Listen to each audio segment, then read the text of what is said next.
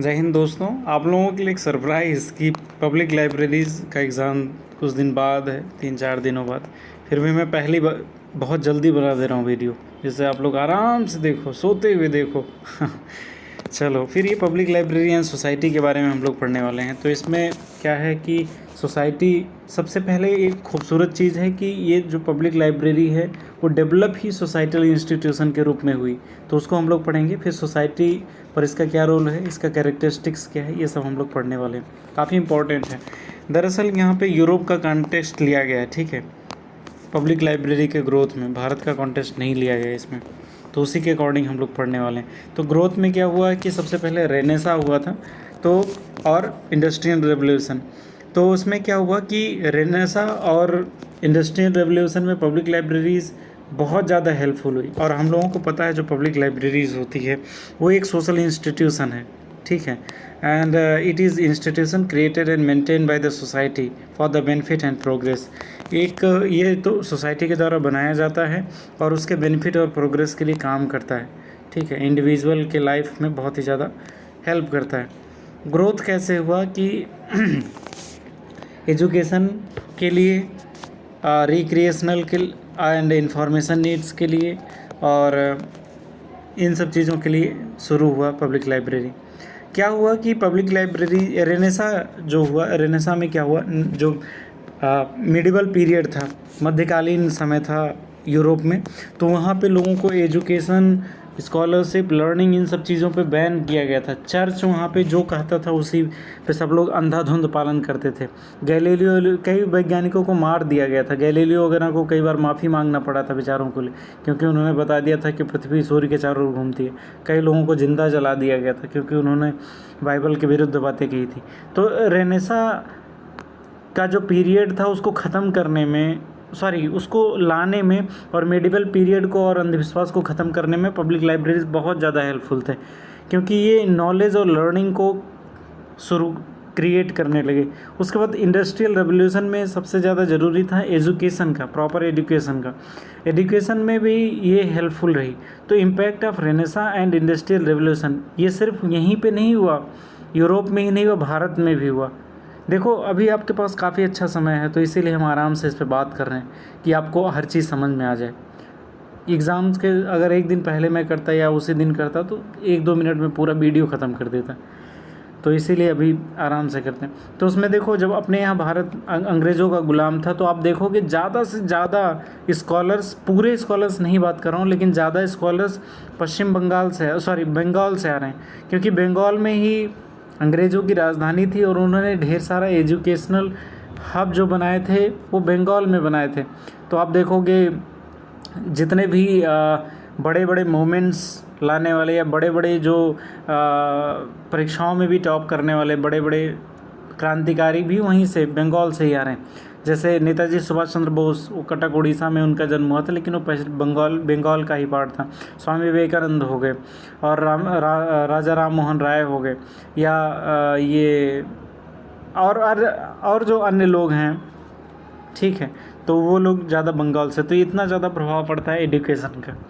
Invention of the printing जब हुआ, ink का आविष्कार हुआ, पेपर का आविष्कार हुआ, उसके बाद फिर क्या हुआ कि फिर उसका प्रिंटिंग का आविष्कार हो गया, प्रिंटिंग प्रेस का, तो ढेर सारी बुक्स छपने लगी। तो उनको ठीक से रखने के लिए जो सोसाइटी, जो इंस्टीट्यूट का जन्म हुआ, उसको पब्लिक लाइब्रेरी बोलते हैं। स्प्रेड ऑफ यूनिवर्सल एजुकेशन, पूरी दुनिया में अंग्रेज़ों का, ब्रिटिशर्स का या पुर्तगालीज़ का, इन लोगों ने कब्जा कर रखा था। तो इन लोगों को समझ में आना लगा कि अगर पूरी दुनिया पे हम लोगों को अच्छे से हुकूमत करना है तो एक यूनिवर्सल एजुकेशन होना चाहिए, क्योंकि समझ विकसित होना चाहिए। कोई भी व्यक्ति एक ख़ास समझदार जब हो जाता है, एक ख़ास लेवल पे पहुंच जाता है, तो वो सबसे बात नहीं कर पाता है, तो क्योंकि प्रॉब्लम होती है फिर उसे, अगर दूसरा व्यक्ति उस समझ पे नहीं हो।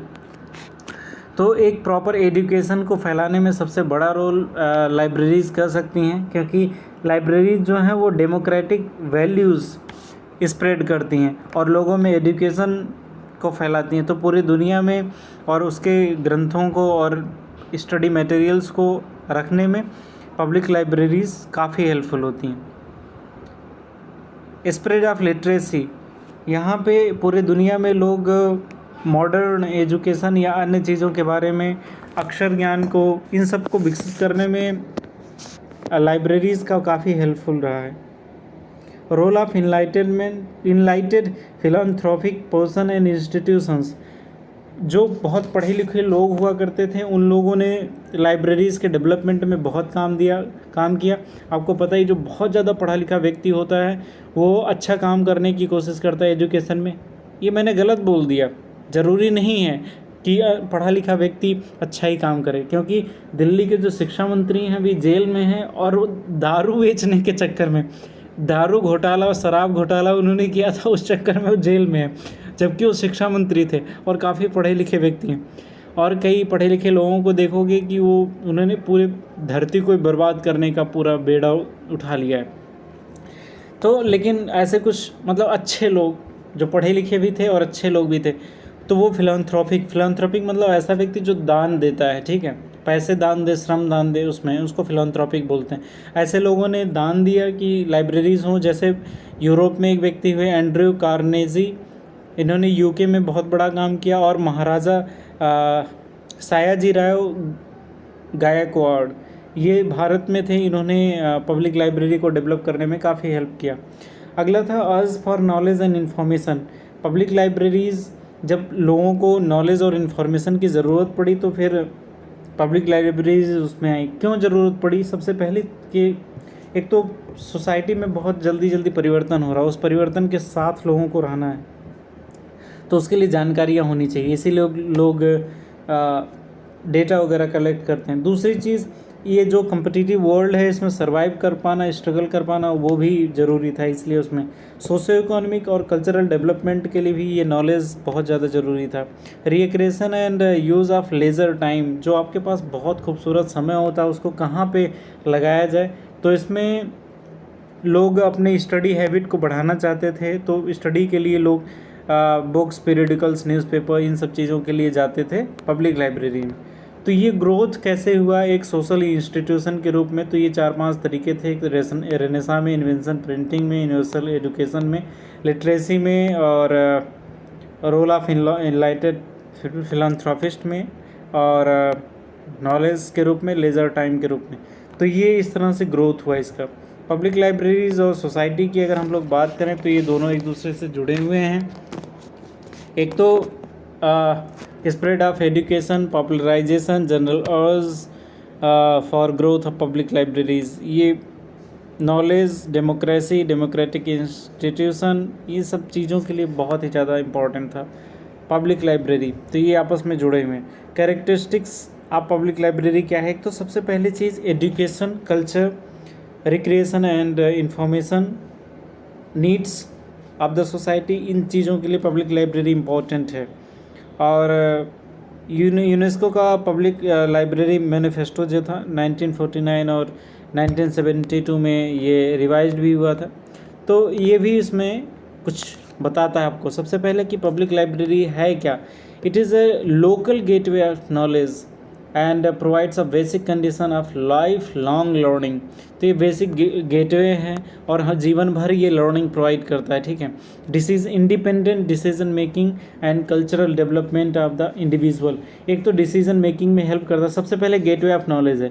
दूसरा लाइफ लॉन्ग लर्निंग प्रोवाइड करता है, डिसीजन मेकिंग में हेल्प करता है, कल्चरल डेवलपमेंट में आता है, and in local information centre होता है ये, and all kinds of information ये प्रोवाइड करता है। Importance feature of public library कौन सा है? सबसे पहले इक्वलिटी ऑफ एक्सेस, कोई भी जा सकता है वहाँ पे provided basis of equality of access regardless of sex, age, race, religion, nationality, language and social status, इन सब को नज़रअंदाज करके कोई भी वहाँ पे जा सकता है। फ्री सर्विसेज, कुछ भी आप जाओ वहाँ पे फ्री या बहुत नॉमिनल चार्ज भी लिया जाता है, तो वहाँ पे आपको न्यूज़पेपर या अन्य चीज़ें दी जाती है। अगली next cheese is responsibilities of local and national authorities, ये इसकी फीचर्स हैं।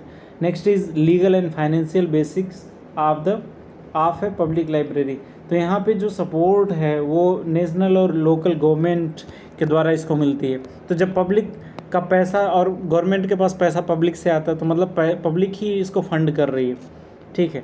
तो इसीलिए पब्लिक के एजुकेशन और सपोर्ट के लिए ये है। एक और है social role of public library. Public library का सोशल रोल क्या होता है? सबसे पहला है self education centre of the society. तो सबसे पहली चीज़ होता है कि हम लोगों का जो फॉर्मल एजुकेशन होता है वो उसको रिटेंशन करने के लिए, इम्प्रूवमेंट, एक्सपेंशन करने के लिए, एक्वायर्ड एजुकेशन, इसके लिए बहुत ज़्यादा हेल्पफुल होता है। नेक्स्ट इज़ सेल्फ एजुकेशन, अगर कोई करना चाहता है तो उसमें हेल्पफुल होता है। ये सब मैंने पढ़ रखा है, आप देख रहे होंगे कुछ वर्ड्स लाइक मैंने सेल्फ एजुकेशन बोला तो यहाँ पे ये देखो लिखा हुआ, तो मैंने पहले से बुक में टिक कर रखा और वहाँ से मैं देख करके बुक पढ़ रहा हूँ। Education for all level, creative development के लिए हेल्पफुल होता है। लाइफ लॉन्ग लर्निंग अगर कोई करना चाहे, डिसीजन मेकिंग, उसमें ये काफ़ी हेल्पफुल होता है। Community of information centre, information centre वो होता है जो लोगों को इन्फॉर्मेशन देता है, अप टू डेट इन्फॉर्मेशन देता है, ठीक है। So first is it should be furnish information of life and living of individual and community. Individual और कम्युनिटी को ये इन्फॉर्मेशन प्रोवाइड करता है। Access all sorts of community information to the citizens access कर सकते हैं इन्फॉर्मेशंस को। दूसरी चीज़, अगली चीज़, provide educate information service to local enterprise associates and interest group. कुछ जो बिजनेसेस होते हैं या इंटरेस्ट ग्रुप्स होते हैं उन लोगों को भी इन्फॉर्मेशन ये देता है। और information needs of various sections, कोई भी रूरल अर्बन कोई भी सेक्शन हो उसको ये इन्फॉर्मेशन प्रोवाइड करता है। And it should फोर्सी both actual and potential demand of individual and society, ये डिमांड के अकॉर्डिंग सप्लाई करता है इन्फॉर्मेशन का। And facilitate development of information and computer literacy skills. तो ये कितना ज़्यादा इम्पोर्टेंट कार्य है जो ये करता है, तो इन्फॉर्मेशन सेंटर के रूप में ये काम करता है। Cultural centre of the society, cultural centre ये बहुत इम्पोर्टेंट है और इसका रोल ये तो जो इसके पास डॉक्यूमेंट्स होते हैं, documents different cultural field are collected, कई फील्ड्स के होते हैं, science, arts, humanities, all fields के। लेकिन ज़्यादातर लाइब्रेरीज जब पब्लिक में देखोगे तो दान की पुस्तकें होती हैं, तो चीखती चुड़ैल और इंद्रजाल कैसी कैसी प्राचीन काल की किताबें सब उस रखते हैं। रेलवे में पढ़ी जाने वाली जो किताबें सब रेलवे प्लेटफॉर्म पे जो बेचते हैं, सरस सलील, ऐसी किताबें उसमें भर के रखे रहते हैं। ऐसे ऐसे भूतिया और नंगी स्त्रियों के तस्वीरें वाली किताबें आप देख रहे होगे, वहाँ पे जो लोग दान में देते हैं पूरा एकदम ऐसी ऐसी किताबें होती हैं। मतलब एक भी ढंग की किताब मिल पाना बड़ा मुश्किल है, ये वर्तमान स्थिति है।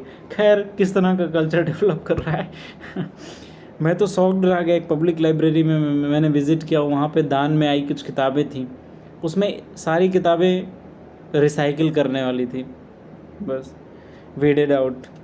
तो ये खैर प्रमोट अवेयरनेस ऑफ कल्चर, तो इसको आप क्रिटिसाइज में लिख सकते हो, क्रिटिसिज्म में लिख सकते हो कि कभी अगर आपको लिखना हो डिसएडवांटेज ऑफ द बुक्स तो इसको आप लिख सकते हो उसमें, कि इस तरह से जो बेतुकी और अश्लील किताबें हैं वो लोग डोनेट कर देते हैं पब्लिक लाइब्रेरीज को, जो वो खुद भी नहीं, जो पढ़ पढ़ के उनका जीवन नरक हो गया तो उन्होंने अन्य लोगों का जीवन नरक बनाने के लिए किया।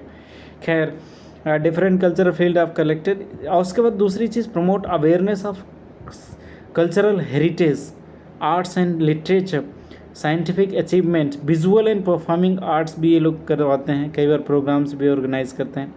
इंटर कल्चरल डायलॉग भी ये लोग करवाते हैं, डिबेट्स वगैरह ऑर्गेनाइज करवाते हैं। Diversity of society, cultural diversity को ये प्रोटेक्ट करते हैं और प्रमोट दोनों करते हैं। Centre for recreation and healthy use of leisure time, तो ये नई चीज़ों को प्रमोट करते हैं, जैसे healthy use of leisure time by recreation of reading of spiritual development, inspiration, develop good stock of reading, audio visual materials, literacy forms, biographies, sports, game, travel, magazine, ये सारी चीज़ें ये लोग करते हैं। जाओ पढ़ो आराम से। Supporting role of public libraries in literacy activities, literacy activities के मूवमेंट में बहुत ज़्यादा योग है। एक तो रीडिंग और ऑडियो विजुअल मटेरियल्स इसके पास होता है, ज़्यादातर तो ये रीडिंग ही मटेरियल्स भरे पड़े हैं, ऑडियो विजुअल तो कम ही मिलता है। रीडिंग रूम भी होता है वहाँ पे, हम अच्छे से पढ़ सकते हैं। प्रोक्योरमेंट ऑफ रीडिंग ये करता है, ठीक है।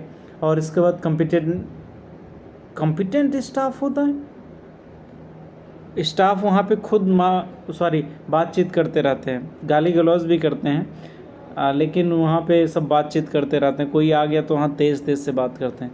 तो ये इनकम्पिटेंट स्टाफ लिखना चाहिए था, वो गलती से छप गया। मजाक कर रहा था मैं, कम्पिटेंट ही लिखना। Competent staff with the proper orientation to attend the need of new literates मतलब जो नए नए लोग अभी आए हैं पढ़ने के लिए, उन लोगों के लिए यूज़ किया गया। Supplying of reading, discussion, group discussion. अक्सर लाइब्रेरीज जब हम लोग सोचते हैं तो लगता है कि वहाँ पे स्टडी ही होगा, शांति रहेगा, लेकिन आजकल क्या है, ग्रुप डिस्कशंस की भी बात की जा रही है कि ग्रुप डिस्कशंस भी होना चाहिए लाइब्रेरीज में। Oral services to new literates, developing reading habits and creativity among the children. हर लाइब्रेरी में एक जो पब्लिक लाइब्रेरी जो होता है, जैसे मैं DPL में विज़िट किया तो वहाँ पे चिल्ड्रन सेक्शन बना हुआ था। तो children section of the public libraries is organised and operated such a manner. तो क्रिएटिविटी और उन पे चिल्ड्रन के लिए काफ़ी अच्छा है।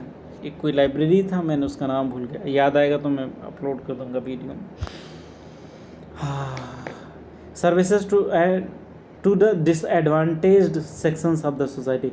जैसे देखो, महिलाएं हो गई, डिसेबल्ड पर्सन हो गए, या माइनॉरिटीज़ हो गए, प्रिजन में कुछ हॉस्पिटल के लोग हो गए, इन लोगों को वो फैसिलिटीज़ नहीं मिल पाती, तो उसमें भी ये हेल्प करता है पब्लिक लाइब्रेरीज।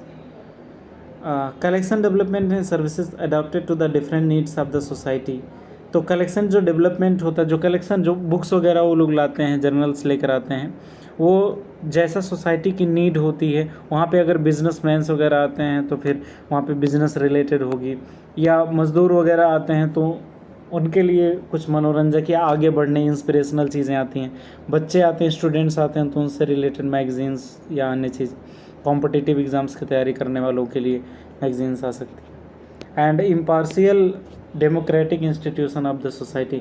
डेमोक्रेटिक मतलब क्या, ऐसा जगह हो जहाँ पे किसी को भी जाने का अधिकार हो, बोलने का, अपना पक्ष रखने का अधिकार हो, वो अपनी सेवाओं को ले सकता है बिना किसी डिस्क्रिमिनेशन के, तो उसको हम डेमोक्रेटिक बोलते हैं। तो यहाँ पे भी ऐसे होते हैं, आपकी लैंग्वेज क्या है, आपका रिलीजन क्या है, आपका कस्टम क्या है, आपका मैनर क्या है, आपका सेक्स क्या है, आपका एज क्या है, कुछ भी यहाँ पे पार्शियलिटी नहीं की जाती है।